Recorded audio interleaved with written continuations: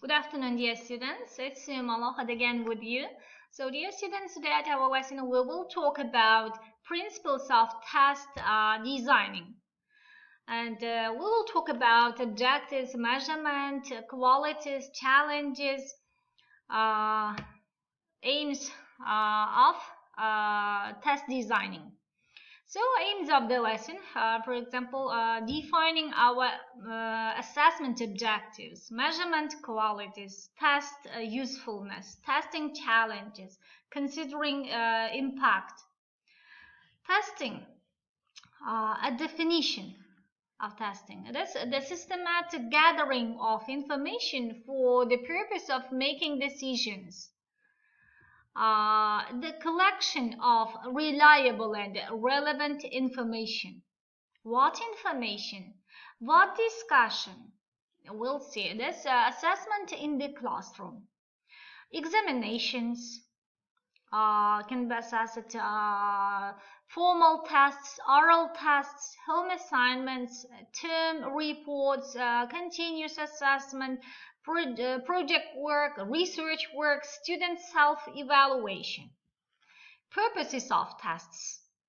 For placement of level testing, to decide on the level of learners. For diagnostic testing, to identify individual strengths or weaknesses. To evaluate progress. To evaluate skills for specific needs, to give marks for performance, to evaluate and update syllabus and objectives, also to prepare and train for exams. Contrasting categories of English as a second language tests, knowledge and performance skills. Knowledge. So subjective, productive, language sub-skills, non-referenced and a discrete point and proficiency. Performance or skills, objectives, receptive, communication skills, criterion referenced, integrative and achievement or progress. Key principles of testing. A correspondence between language test performance and language use. In order for a particular language test to be useful for its intended purposes, test performance must correspond in demonstrable ways to language use in non-test situations. A clear and explicit definition of qualities of test usefulness. Usefulness, reliability plus construct validity, authenticity, interactiveness, impact, and practicality. Qualities of test usefulness. Reliability. Consistent across population. Consistent within the same test irrespective of setting, marker, item set, and when conditions of the test remain unchanged, it always produces essentially the same results. Qualities of test usefulness. Validity, let's talk about. Types of validity. Internal validity, face validity, content validity, response validity, external validity, concurrent validity, predictive validity, and construct validity. So, meaningful, appropriate.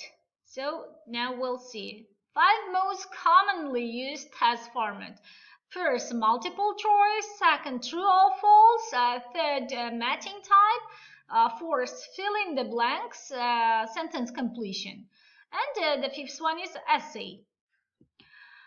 So in this slide you can see general steps in test construction. So here outline. Produce So produce a table of specifications, table of specifications, draft, order, test, analyze, and the submission. Outline here the unit learning objectives or the unit content or meta concepts to be covered by the test. So the table of specifications here, a two-way chart that relates the learning outcomes to the course content. It enabled the teacher to prepare a test containing a representative sample of student behavior in each of the areas tested. Tips in preparing the table of specifications. Don't make it overly detailed. It's best to identify major ideas and skills rather than specific details. Use a cognitive taxonomy that is most appropriate to your discipline, including non-specific skills like communication skills or graphic skills or computational skills if such are important to your evaluation of the answer. Tips in preparing the table of specifications. The following array shows the most common questions types used at various cognitive levels. Factual knowledge, application, analysis, and evaluation. Factual knowledge, multiple choice, true, false, matching type, sentence completion, and short answer. Application, multiple choice, short answer, problems, and essay. Analyzing and analysis and evaluation, multiple choice, and essay. Draft, the questions covering the content in the outline. Order the selected questions logically. Place simple items at the beginning to ease students into the exam. Group item types together around the common instructions. If desirable, order the questions logically from a content standpoint. Test. Put the questions away for 1 or 2 days before reading them or have someone else review them for clarity. Test the questions by actually taking the test. Analyze. Analyze the items to give you an idea whether the questions were well written or poorly written, as well as if there were problems in understanding instructions. General rules in writing test questions. Number test questions continuously. Keep your test question in each test group and uniform. Make your layout presentable. Do not put too many test questions in one test group. So,